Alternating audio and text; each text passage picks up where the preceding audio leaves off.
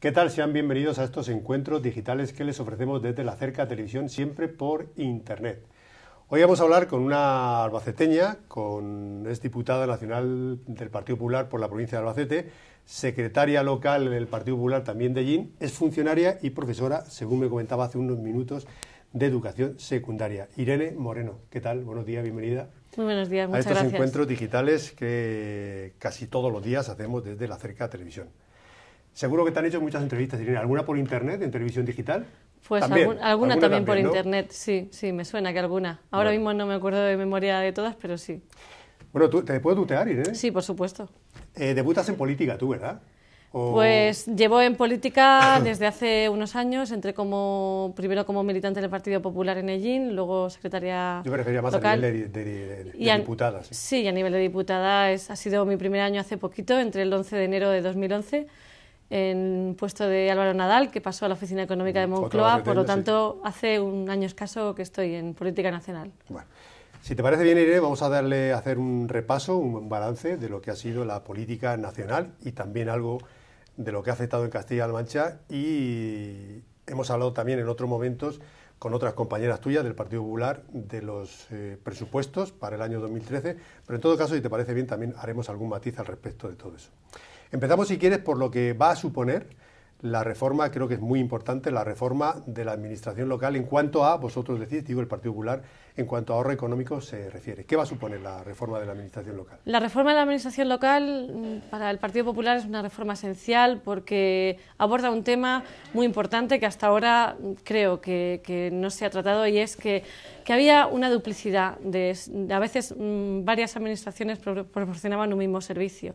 Y eso lleva a un coste que al final pagan los ciudadanos. Por lo tanto, una reforma de administración local, luego más tarde vendrá la reforma de la administración del Estado, pero en principio se comienza por la administración local, conlleva un ahorro de más de 3.500 millones de euros, que no es una cifra baladí, desde luego, para la situación que tiene nuestro país, y sobre todo conlleva el dejar claro cuáles son las competencias que tiene que tener un ayuntamiento a nivel de proporcionar servicios a los ciudadanos. Creemos que es muy importante que se determine bien qué administración tiene que proporcionar qué servicios, y por lo tanto va a dejar muy claro qué es lo que tiene que proporcionar un ayuntamiento a los ciudadanos. ¿Está sobredimensionada ya no tanto la administración local sino las autonómicas? Pregunto, hago de abogado del diablo. Yo creo que, como bien te acaba de decir, la administración ha habido un exceso, ¿no?, de administración en España, tanto a nivel nacional, local y regional, y a veces se han pisado, digamos, coloquialmente, a la hora de proporcionar un servicio. Por eso esta reforma es tan importante. Yo pienso que no sobra ninguna.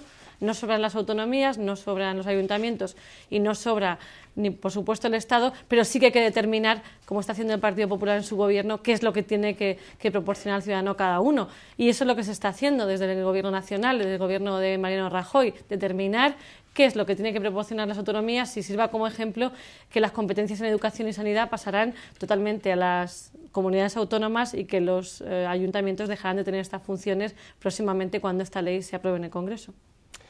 Irene, transcurrido más de un año, prácticamente podemos decir, del gobierno del Partido Popular, y tras las medidas impuestas destinadas, motivadas por la crisis, y con cerca de 6 millones de parados según la EPA, pregunto, ¿es todavía pronto para pensar en que esas medidas empiecen a dar sus frutos, tal y como ustedes, digo, el Partido Popular esperan? Yo creo que ya ha habido algunos datos positivos. Por supuesto, no quiero que parezca aquí que soy una entusiasta ni una optimista. La situación es la que es. Desde luego, la gente de a pie, como ciudadanos, como ciudadana, que también lo soy, lo vemos cuál es la situación. Pero sí que es cierto que la situación económica de nuestro país de hace un año ahora ha tenido algunos cambios en positivo. Por ejemplo, no requerimos de financiación externa desde hace muy poquito. Hay unos datos sobre exportaciones muy importantes, que tanto a nivel autonómico como a nivel nacional.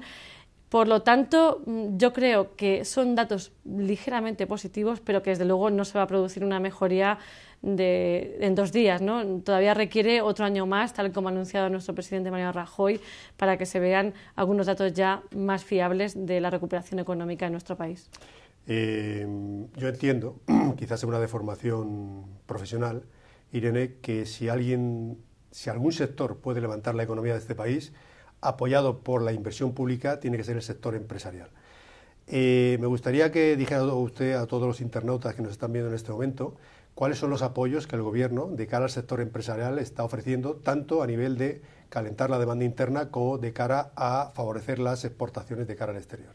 Pues yo creo que lo más importante que ha hecho este Gobierno para ayudar a los empresarios, como bien decías, a autónomos, a las pequeñas y medianas empresas que al final son las grandes mantenedoras de la economía del país, es lo primero la reforma laboral. La reforma laboral creo que ha sido una reforma muy importante, a pesar de lo que se ha dicho desde sectores de la oposición, que se decía que era una reforma que destruía empleo. Pues de momento está arrojando algunos datos positivos. Por ejemplo, ha crecido al 20% el número de contratos indefinidos, la mayoría de ellos a jóvenes de menores de 30 años. También se ha reducido un 40% la destrucción de empleo en el sector privado. Eso quiere decir que se está produciendo en otros sectores también cifras de paro, pero que la destrucción de empleo en el sector privado está decreciendo. Por lo tanto, es un dato que nos lleva a pensar que esa reforma laboral que hemos puesto sobre la mesa es importante, porque cuando se den las condiciones económicas, el empresario va a tener más fácil contratar a una persona, y además ahora el que tenga motivos económicos, pues si no le va bien, puede por lo menos alegar eso para hacer un reajuste. De hecho, uno de los puntos fuertes de esta reforma laboral era sobre todo el flexibilizar las condiciones, puesto que antes eran muy rígidas, y ahora permite que se puedan reducir jornadas o ajustarlo, incluso traslados de trabajadores que antes no se permitían y por lo tanto llevaban al despido automático. Eso es una de las cosas que creo que hemos puesto como Gobierno encima de la mesa y que ahora mismo quizás está produciendo datos levemente positivos, pero que cuando haya una recuperación económica será una de las grandes bazas para crear empleo.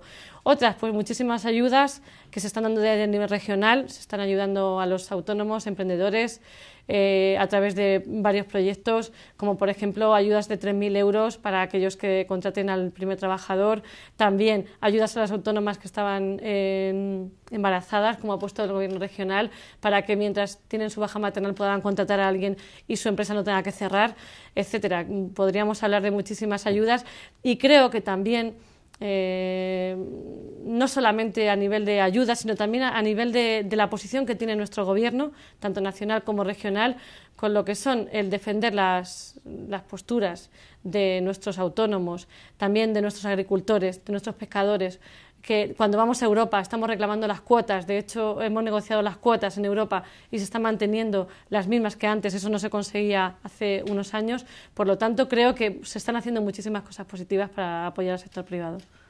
Será un poquito más de cuestión de tiempo, ¿verdad? Sí, un poquito. Hay que esperar un poquito más. Irene, pregunto, ¿hemos estado viviendo quizás por encima de nuestras posibilidades estos años de atrás?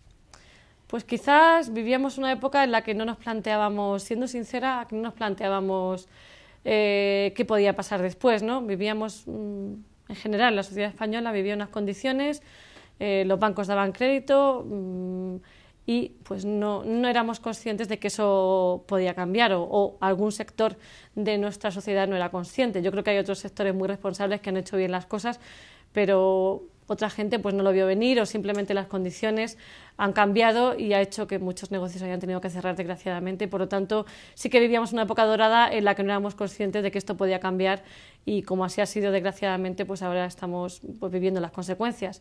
Y tengo que decir que no solamente eso, sino que teníamos un gobierno que tampoco aceptaba la realidad.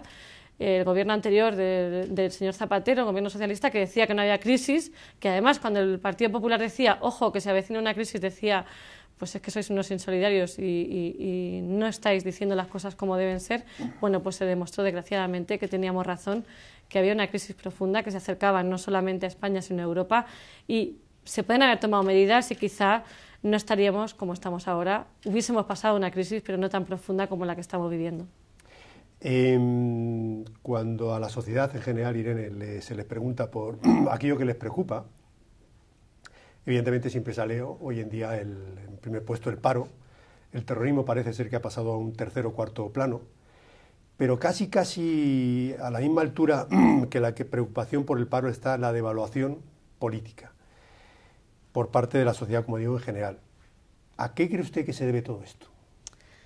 Estos son datos estadísticos, ¿eh? Usted lo sabe perfectamente. Sí, yo sé que, digamos que los políticos somos, me voy a incluir, aunque no me incluyo en ellos, los que dan problemas, pues desde luego, pero está claro que nos percibe la gente como que somos un problema más que la solución. Y yo creo que no es así. Desgraciadamente, cuando hay casos que conocemos de un político que no se comporta como debería, nos afecta a todos. Yo soy la primera que, tanto si es en mi partido como si es en otro partido, me afecta muchísimo un caso de corrupción o de un político que no haya hecho las cosas bien, porque la mayoría de nosotros, y aquí voy a defender no solamente al Partido Popular, sino a otros partidos, la mayoría pienso que son gente honrada, que intenta dentro de sus posibilidades hacer mejor o peor las cosas, y que desde luego no todos somos iguales, pero desgraciadamente la gente está viviendo una situación muy, muy complicada y cualquier caso le afecta mucho. Somos el punto de mira ahora mismo, pero también tengo que decir que creo que somos la solución y que si puede ser, y ojalá sea así, demostraremos que el Partido Popular es capaz de sacar a este país de la crisis y esperemos cambiar un poco ese sentido. Y creo que políticamente se están dando pasos, aunque la gente a veces nunca le parece suficiente. Entiendo que el que lo está pasando mal no le parece suficiente, pero este gobierno ha hecho muchas cosas. Lo primero, la ley de transparencia, que va a evitar que cualquier imputado en un delito pueda ir en una lista electoral. Por lo tanto, son medidas que se están tomando y desde luego creo que es importante esa ley de transparencia que ya está a punto de salir, pues servirá para que dentro de unos años cualquier persona que esté imputada no pueda ejercer en la vida pública como político. En algunos países, como usted bien sabe, eso ya ocurre. Pues aquí es el Partido Popular el que lo va a hacer y yo muy contenta de que sea mi partido el que lo va a poner en la mesa. Comentábamos antes, Irene, que si hemos vivido, ¿no?, quizás por encima de nuestras posibilidades, y comentabas que bueno, pues efectivamente por esa fluidez de dinero que había de cara a los bancos hacia las empresas, hacia las familias, pues puede ser que sí. En todo caso, hago esta introducción porque en definitiva actualmente llevamos más de 500.000 desahucios en España, quizás motivados por esa agilidad en cuanto a dar mucho dinero a aquellas personas que en su momento querían hacerse con pisos. Sabe usted que el hecho de tener una propiedad inmobiliaria en este país pues forma parte es piedra angular de cualquier persona, de cualquier trabajador. Pregunto, dada la magnitud de este problema, ustedes, digo, del gobierno del Partido Popular, ¿están haciendo algo en relación a limitar en la medida de lo posible la desgracia que supone que tengan que quitarle el piso a una persona?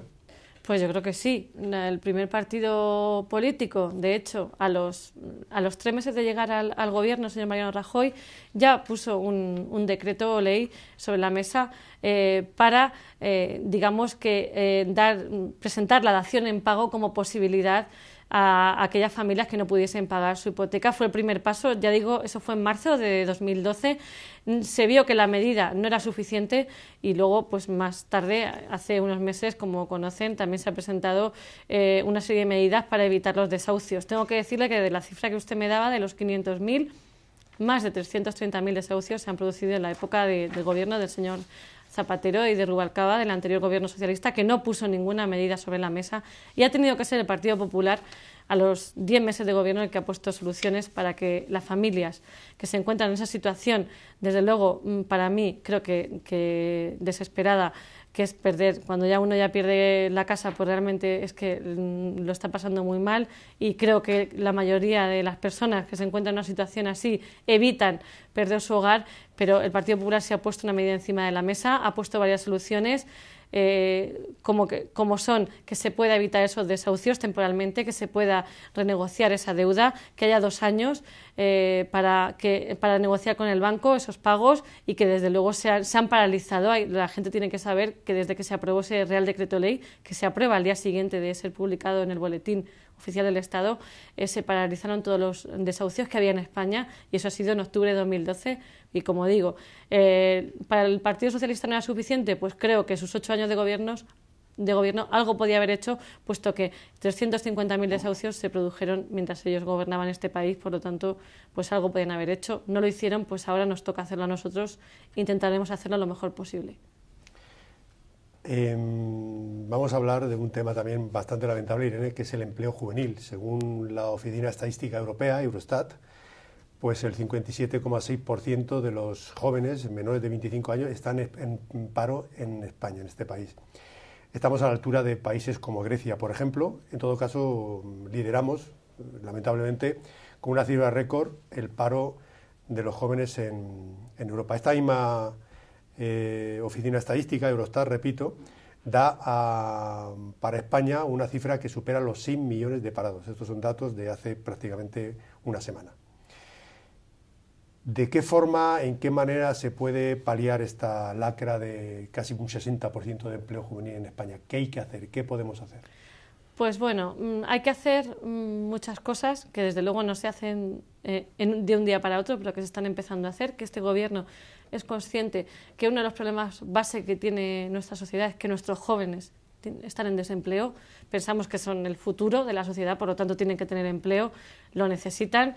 Y por lo tanto es algo que desde el primer momento el gobierno es consciente de que es un problema muy grave de nuestra sociedad. Cuando llegó era más del 50% lo que había en desempleo juvenil cuando llegó al gobierno de España, Mariano Rajoy. Por lo tanto, ¿qué se está haciendo? Primero, se han aprobado, como ya decía, ayudas para contratar a jóvenes menores de 30 años que ya están empezando a hacerse y que de hecho, como decía, los contratos indefinidos, el 20%, la mayoría son a jóvenes menores de 30 años. También se están acometiendo reformas en la educación. Como bien decía usted, Eurostat hace poco puso unas cifras encima de la mesa que decía que a mayor formación, menor desempleo. Y tenemos países como Alemania que tiene ahí la formación profesional dual, donde aparte de aprender un oficio, también realizan unas prácticas en la empresa que llevan luego a que muchos de esos jóvenes se queden en esa empresa a trabajar si así lo considera bien y si así lo ha hecho bien la empresa. La formación profesional dual que la está llevando a cabo este gobierno con la reforma educativa va a ser, sin duda, uno de los cauces para que nuestros jóvenes encuentren empleo. Hay que tener muy claro que en la mayoría de países europeos donde la cifra de desempleo juvenil es menor, es que tienen mayor formación. A mayor formación, como decía, menor paro. De hecho, los jóvenes universitarios tienen alrededor de un 12% de paro. Eso quiere decir que si conseguimos que nuestros jóvenes acaben sus estudios, tanto de secundaria como de formación profesional como universitarios, pues puedan encontrar empleo, puesto que tendrán una mayor formación y mayor abanico de posibilidades en encontrar un empleo. El Gobierno apuesta por la formación profesional. Pensamos que una buena formación profesional puede ser un camino, porque a veces encontramos que tenemos una tasa de alrededor del 30% de abandono escolar. Sin ninguna formación, esos jóvenes no saben muy bien por dónde comenzar a buscar, puesto que no tienen una referencia, puesto que no tienen un oficio claro, y el hecho de que se les pueda encauzar hacia una formación profesional dual puede ser una de las vías, aparte de una serie de ayudas, a que sean tanto emprendedores, también, que se está llevando a cabo, que el hecho de que los jóvenes puedan ser autónomos, puedan crear sus propios negocios, también ayuda a las empresas a que contraten a jóvenes y, por supuesto, como decía, la educación son 3 pilares base para intentar bajar esa cifra alarmante de paro juvenil. Porque desde las universidades, Irene, y incluso desde el bachillerato, desde la ESO, a los jóvenes se les inculca la idea y se les motiva a la idea de no solamente opositar a nivel público para obtener un trabajo, sino de crear a posteriori, cuando son un poquito mayores, su propia empresa? Yo creo que sí. De hecho, ¿O es una asignatura pendiente? Es una asignatura pendiente que ahora ya no es pendiente porque, como sabe, el Gobierno de Castilla-La Mancha va a poner una asignatura, ya la ha puesto encima de la mesa en nuestra comunidad, que es el favorecer que los jóvenes aprendan a emprender en una empresa o a ser autónomos, y hay que concienciar que desde luego todo el empleo no puede venir de la parte pública. Hay evidentemente una serie de servicios que tendrá que proporcionarlos tanto el Estado como las comunidades autónomas, pero el resto de empleos tienen que venir del sector privado. Es así, principalmente, es como en los países que nos rodean, ¿no?, donde la economía es mucho más fuerte. Por lo tanto, hay que concienciar a la sociedad que uno tiene que encontrar su espacio, su lugar, para qué sirve, para qué es bueno, y darle las oportunidades para que eso sea así. Hablábamos antes, Irene, comentaba usted el tema del fracaso escolar en España. Datos de la UNESCO, de la edición de 2012, un estudio anual que se llama Educación para Todos, que seguramente usted conoce, que fue publicado el 17 de octubre del año 2012, del pasado año, Fomento de la Formación Profesional. Nos da a España que nos encontramos a la cabeza del fracaso escolar, 1 de cada 3 jóvenes entre 15 y 24 años dejaron sus estudios antes de acabar la educación secundaria. Un paro terrible, me imagino, ¿no? Pues yo creo que los datos son alarmantes. Cuando la gente está diciendo ahora que la reforma que va a cometer el gobierno del Partido Popular educativa no es la adecuada, pues creo que a veces, desgraciadamente, no sabe en qué consiste. Muchas veces se critican las cosas y no se ha leído profundamente. Yo animo a la gente que quiera conocer la reforma que va a proponer el Partido Popular que la lea y la lea profundamente. Porque no puede ser que un país como España, que además que estemos a niveles de países mucho que en nuestro entorno, ya no de nuestro entorno, es que de nuestro entorno somos el país con peores resultados en educación. O sea, cualquier país que nos rodea, como Grecia, Portugal, tiene mejores resultados y a lo mejor ha invertido menos en educación que nosotros. Quiere decir que no ha sido un problema económico. Hemos invertido como los demás, pero los resultados no están ahí.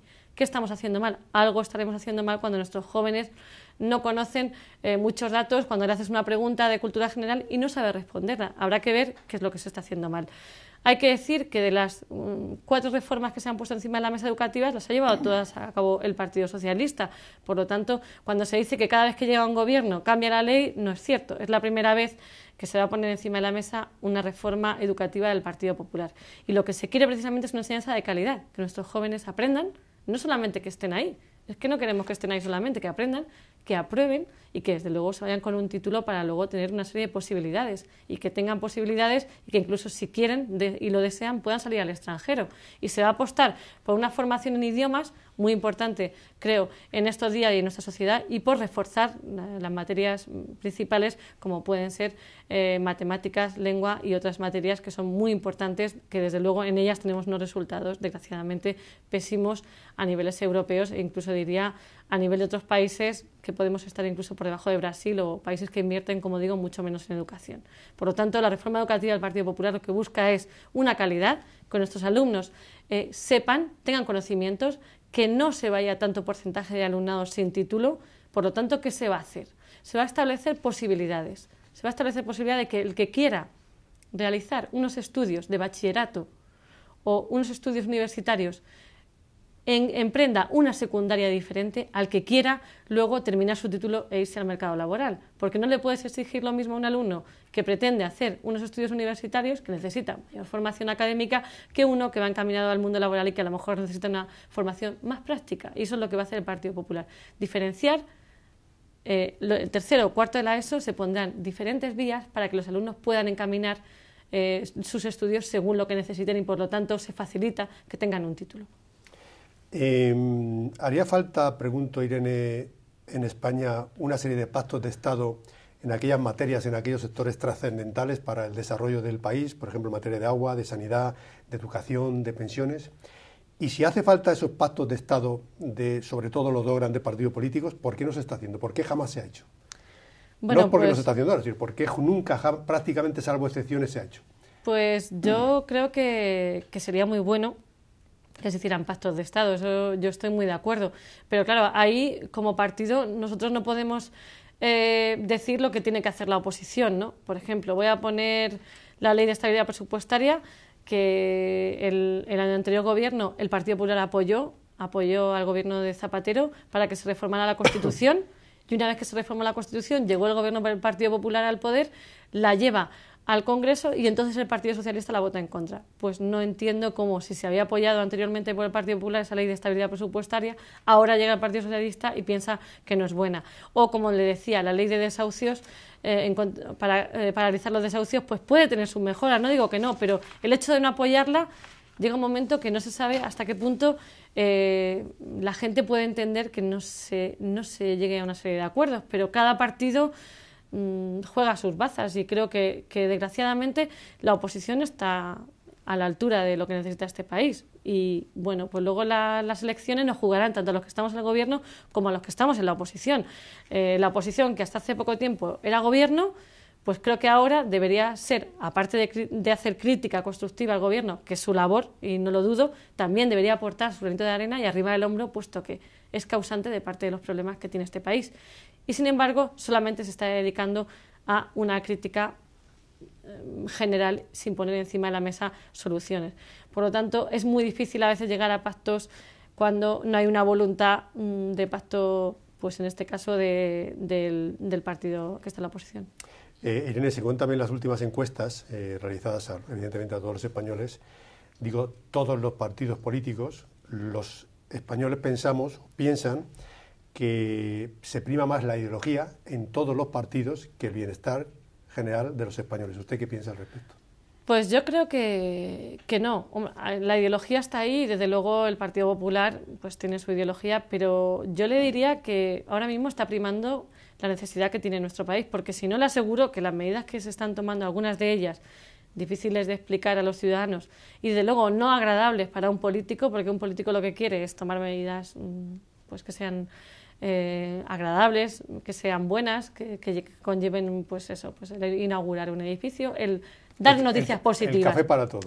No tanto el café para todos, sino el hecho de dar buenos servicios, de contentar al ciudadano lo que quiere dentro de tu acción política, no de hacerlo de cualquier manera, ahí no. Pero yo creo que se está primando los intereses de los ciudadanos, incluso con un coste político y electoral que conocemos, y somos conocedores de que esto nos puede llevar a luego pues no tener unos resultados positivos en las próximas elecciones. Sin embargo, se está haciendo lo que creemos que se tiene que hacer para salvar la economía de este país, que desde luego cuando la cogimos pues estaba realmente en fase terminal. Cambiamos de tema, si te parece bien, Irene. Sí. En relación con las ideas, de luego sin duda separatistas, del líder catalán Artur Mas, y en base a alguna serie de manifestaciones que tú has hecho diciendo que la única solución ante la crisis es la unidad, y tras las reuniones que ha mantenido Mariano Rajoy con Artur Mas, ¿qué conclusiones se pueden sacar de las mismas y en qué va a acabar esto? Si es que podemos prever en qué va a acabar. Es que no se puede prever en qué va a acabar, porque yo creo que han cogido una senda desde el gobierno actual catalán que ni ellos mismos saben dónde van. Realmente yo sigo pensando lo que dije, creo que todos juntos seríamos más fuertes. Creo que es el momento de estar unidos y estar en la recuperación económica, no en pensar si Cataluña debe separarse o no de España. Desde luego, la mayoría de los españoles no estamos de acuerdo en ello, y también creo que el Partido Popular es el único partido que defiende la unidad de nuestro país, tal y como se conoce, y que desde luego, si se plantease esa posibilidad, deberíamos ser todo el Estado los que deberíamos votar, no solamente los catalanes, puesto que la unidad de España, pues así viene reflejado en la Constitución, somos un país formado por una serie de comunidades autónomas, y Cataluña no puede decidir el destino de todos los españoles. Desde luego que creo que tienen una actitud irresponsable que no les lleva a ningún sitio y que creo que no les favorece tampoco, y que muchos catalanes que me consta cuando he visitado Cataluña y que conozco pues no están de acuerdo con la postura de Artur Mas, y veremos a ver dónde les lleva. Yo creo que de momento han cogido una senda muy difícil con un socio de gobierno que no sé a lo que puede llevar, tan antagónicos, y que uno pues defienden cosas tan dispares, ¿no? en la economía y en la ideología, y que solamente tienen un punto en común, que es la idea separatista de España. Pues veremos a ver en qué desemboca esto. Quizás, pregunto, esto sea para tapar sus propios problemas, que no son pocos en Cataluña, por ejemplo, de paro y de infraestructuras. Pues quizá, ya digo, no sé qué es, no me atrevo a decir porque no tengo la certeza, ¿no? La certeza, pero desde luego no es una estrategia que creo que no fue muy meditada, y que una vez que han cogido ese camino es muy difícil ahora de que tenga marcha atrás, y veremos a ver en qué acaba. Las medidas contra la crisis, Irene, impuestas por el actual gobierno de Mariano Rajoy, con estas medidas, con esta crisis, con estas medidas de austeridad, ¿están garantizados los servicios sociales básicos en España y en Castilla-La Mancha?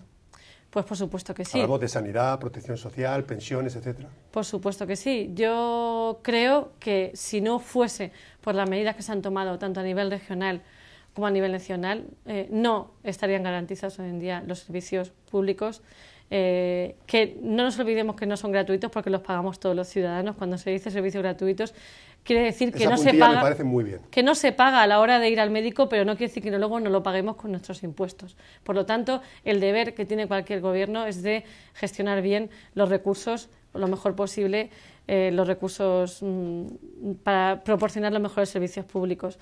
No veo muy responsable que se alarme tanto a la sociedad. Es cierto que se han producido medidas pues que hasta ahora no se habían tomado, que a la gente no pueden agradarles, pero tanto como llegar a decir que es que la educación va a pasar solo a los ricos, pues es que no tiene ningún sentido hoy en día, porque yo no conozco a ningún niño que haya dejado de ir al colegio desde que el gobierno del Partido Popular llegó a Castilla-La Mancha, y no conozco a nadie que haya ido al ambulatorio y haya tenido que pagar para que le atienda el médico, y es lo que desde ciertos sectores de la sociedad, más bien desde la oposición del Partido Socialista, se está llegando a decir.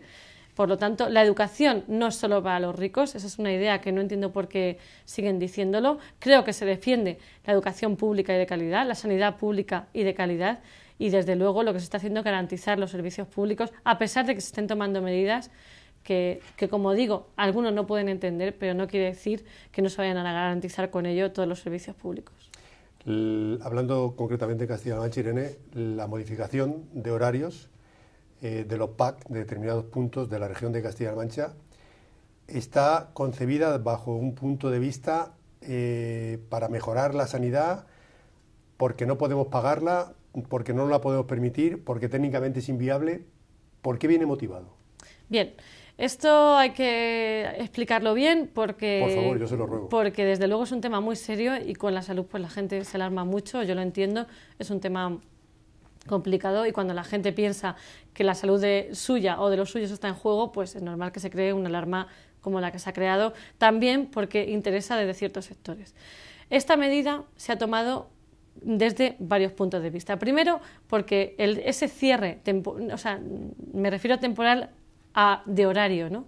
A partir de las 8 de la tarde, lo que se ha hecho es cerrar 21 de los 182 puntos de atención continuada, que no de urgencias. Aquí quiero dejar muy claro que si hay una urgencia se tienen que dirigir al mismo centro que se dirigían antes, para que entienda la gente. Lo que hay es un médico de guardia, normalmente un médico de familia, el que está en esos PAC, que puede atender una urgencia leve, pero que en ningún caso una urgencia grave, puesto que no son hospitales y por lo tanto las urgencias en las que realmente alguien se está debatiendo entre la vida y la muerte tienen que ir a los mismos sitios donde se acercaban antes los pacientes. Por lo tanto, no son centros de urgencias, sino que son puntos de atención continuada. Lo que se ha hecho es dotar de UBI móviles, que es muchísimo más efectivo para un paciente el que haya una UBI móvil que un médico, no porque ponga en cuestión la profesionalidad del médico, sino porque la UBI tiene una serie de recursos de reanimación que podrían llevar al paciente cuanto antes al punto que lo necesite,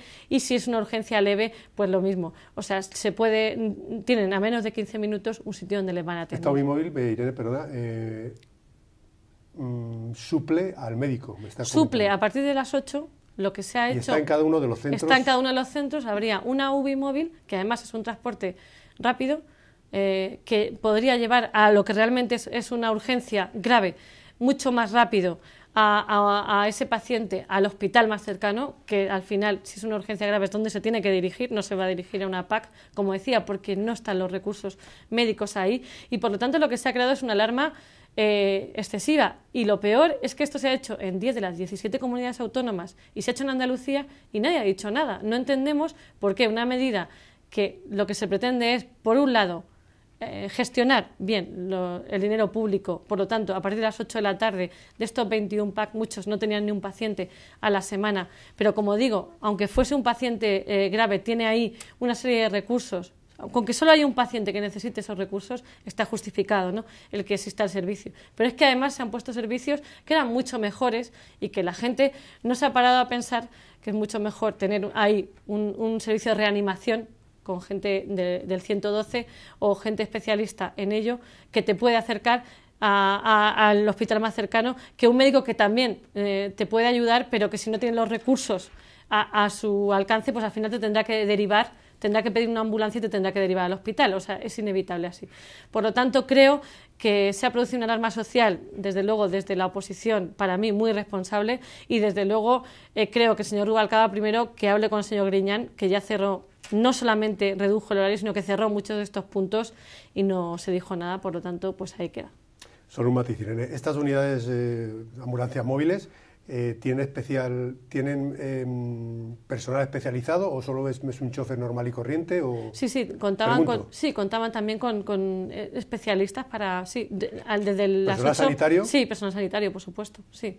Lo que pasa es que ahora la medida, como usted bien sabe, pues ahora mismo, puesto que está en los tribunales... Está en tema cautelar. Claro, está en tema cautelar, por lo tanto no se sabe al final qué ocurrirá y qué pasará. Pues según lo que diga la justicia, así ocurrirá. Como usted sabe, ayer los profesionales del SESCAN, en una reunión de urgencia, se reunieron evidentemente y cuestionaron la suspensión cautelar de la reordenación horaria de los PAC, y voy a leer textualmente, y determinaron que es una mala decisión desde el punto de vista operativo. Claro, pues como bien le decía, es que al final no se está dando la información. Yo entiendo que el señor que vive en un pueblo pequeño, que le dicen y que llega y le dicen, no, es que van a cerrar al médico y no, bueno, primero, el médico va a estar ahí, lo que se cierra, como bien decía, es los puntos de atención continuada de 21 municipios a partir de las 8 de la tarde y que por lo tanto se ponía un servicio adicional, mucho mejor y que además garantizaba mucho más el transporte urgente más que lo que había hasta ese momento, pero por eso mismo los técnicos del SESCAM pues decían que no deberían ser los jueces, sino ellos, como técnicos del SESCAM, los que se tengan en cuenta su opinión, ya que son los que entienden del sistema sanitario. Cambiamos de tema radicalmente, Irene. Según usted ha argumentado, digo usted personalmente, los ejes principales del gobierno de Mariano Rajoy para sacar a España de la crisis son, y leo textualmente, reducir el déficit y la deuda pública, garantizar las prestaciones de los servicios sociales, preparar el crecimiento mediante reformas estructurales, garantizar la transparencia en la gestión y mejorar así la imagen de España en el exterior, y desarrollar la labor de gobierno en Europa con el fin de transmitir que las medidas tomadas son las que el país necesita. ¿Esto es así? Es cierto, ¿no? Pues está siendo así, desde luego que sí, en un año... Lo que quería preguntar es que, siendo esto así, ¿en qué medida está cada uno de estos puntos? Y si antes de la legislatura vamos a poder cumplir con lo que ustedes pretenden para poder sacar a España de la crisis. Pues lo primero que le tengo que decir, lo más urgente cuando llegó el gobierno de Mariano Rajoy y cuando llegó María Dolores Cospedal al gobierno de Castilla-La Mancha era reducir el déficit, que como sabe pues tenía unas cifras muy alarmantes. En nuestra comunidad era del 7,5%, casi del 8%, y en nuestro país pues al final se comprometió el señor Zapatero a dejarlo a 6 y pico, y al final pues ha llegado al 9%, y es lo que encontró el señor Mariano Rajoy. Lo primero que había que hacer era ajustar, desde luego, ese déficit, y por lo tanto lo primero que había que hacer era reducir el gasto público, como no podía ser de otra manera. Es la primera medida que había que tomar, como ya he explicado muchas veces que hice en rueda de prensa, para transmitir que primero no podíamos seguir endeudándonos como estábamos endeudándonos, porque no podemos pagar tantos intereses de deuda como estábamos pagando. Hoy en día destinamos a pagar deuda, pues le puedo decir, 1/3 de todo el presupuesto, entre 1/3 y 1/4 de todo el presupuesto del 2012 pasado y del 2013. Si 1/4 de todo el presupuesto va a pagar deuda, pues imagínese todo lo que se podría hacer si no nos hubiéramos endeudado tanto. Por lo tanto, lo primero que había que hacer era no estar tan endeudados. Eso lo está cumpliendo, los datos ya están empezando a ponerse encima de la mesa, que se van a cumplir los objetivos de déficit en general, tanto a nivel nacional como de comunidades autónomas, a pesar de las dificultades, por ejemplo, que tenía Castilla-La Mancha, que era la más endeudada de toda España, y aún así, pues yo creo que nuestro gobierno lo ha hecho muy bien, nuestro gobierno regional. Se conocerán en breve esos datos de cumplimiento de déficit. Ese es el primer punto que había que hacer, que había que poner encima de la mesa, y desde luego el resto pues también se están llevando a cabo. Reformas, le puedo decir que es el gobierno más reformista que ha tenido España desde la democracia, y me atrevería a decir desde antes. Nunca se habían acometido tantas reformas en tan poco tiempo. La imagen exterior está mejorando muchísimo. Tenemos un gobierno con un ministro de Exteriores que además cada vez que va a Europa, y un gobierno con un ministro de Economía que defiende los intereses de España, que hasta ahora, como le digo, las cuotas de pesca pues se juegan el tipo a la hora de defender los intereses españoles. También estamos dando una imagen de credibilidad porque estamos cumpliendo con esos objetivos. Como digo, todo eso que le he dicho, pues sí, se está llevando a cabo y desde luego no es inmediato el resultado porque quedan muchas reformas. Este 2013 se van a cometer también muchísimas reformas, pero desde luego se están llevando todas ellas a cabo gradualmente. El coste, pregunto, de reducir el déficit y cumplirlo tal y conforme parece ser que nos exigen desde Europa, ¿está llevando a un elevado coste estructural de empleo, de caída de empresas o no? Yo creo que el coste de la caída de empresas ya se haya producido. Llevábamos unos años, como decía antes, pues donde las empresas privadas han sufrido desgraciadamente el rigor de la crisis y ahora no es que estemos viendo datos positivos, pero ya digo, se está produciendo una desaceleración en esa destrucción de empleo del sector privado y por lo tanto lo que está sufriendo más ajustes es la administración pública. Y en la administración pública, el Estado, las comunidades autónomas y los ayuntamientos los que tienen ahora que hacer su ajuste presupuestario y pues en ello se está. Por lo tanto, hay que ajustar esa deuda que ya el sector público, el sector privado lo hizo, pues ahora lo tiene que hacer el sector público. ¿Era necesario, Inés, subir el IVA en septiembre del año pasado? ¿Y era necesario subir el IVA y también la retención que se le hace, en este caso, a los profesionales, que pasó también del 15 al 21%? Pues indudablemente era necesario porque le puedo garantizar que nuestro presidente, y ya lo decía él mismo, era una medida que no le gustaba, que en cuanto la coyuntura económica lo requiriese, pues le gustaría poder bajar esos impuestos, pero desde luego en la situación que estábamos, para poder cumplir con ese objetivo, para poder dar una serie de cifras que eran vitales para que la Unión Europea confíe en que España puede salir de esta crisis, había que tomarlas. Ya digo, no son agradables y desde luego si no se hubiesen tenido que tomar, le garantizo que no se habrían tomado. Acabamos ya, Irene, si le parece bien.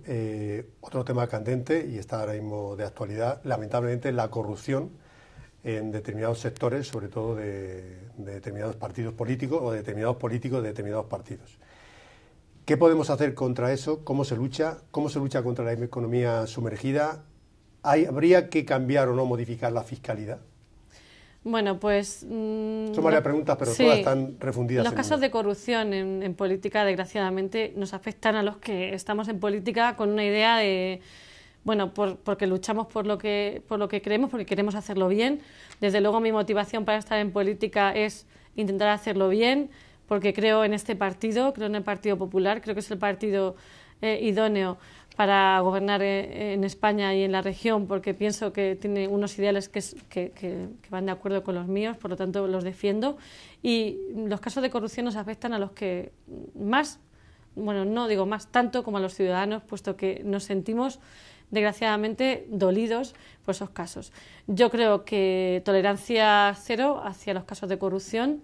Nuestro partido, el Partido Popular, de hecho, este señor dejó de formar parte, bueno, hablo de este señor porque es el caso que está más de actualidad, ¿no? El señor Bárcenas dejó de formar parte de la fila del Partido Popular de 2010 y desde luego lo ha dicho nuestro presidente que no le va a temblar la mano. Yo espero que así sea porque nos perjudica a todos los que estamos en política y los que queremos hacerlo bien y somos honrados, nos perjudica mucho esta serie de casos. Espero que la justicia actúe. Cuanto antes mejor y por supuesto que a nivel de gobierno, como le decía, la ley de transparencia que se está llevando a cabo creo que es muy importante porque va a hacer que por ley esa gente no pueda formar parte de la vida pública. Pues Irene Moreno, ha sido un verdadero placer. Espero que hayas estado, te sigo tuteando, a gusto en esta entrevista. Veo que sí, por tu elocuencia, por tu transparencia, por tu sinceridad, por lo menos así me lo has transmitido. Y te emplazo a que vengas que vuelvas cuando quieras. Pues muchísimas gracias a vosotros, ha sido un placer desde luego y cuando queráis contar conmigo, pues sabéis que lo podéis hacer. Muchas gracias. Pues muchas gracias a ti. Hemos conversado con Irene Moreno, repetimos que es diputada nacional por el Partido Popular en la provincia de Albacete, secretaria local también del Partido Popular de Allín y funcionaria y profesora de secundaria. Muchísimas gracias, Irene. Muchísimas gracias. Y a todos ustedes, pues como siempre, agradecerles su atención e invitarles a una nueva edición de Encuentros Digitales que seguro será muy pronto. Muchísimas gracias.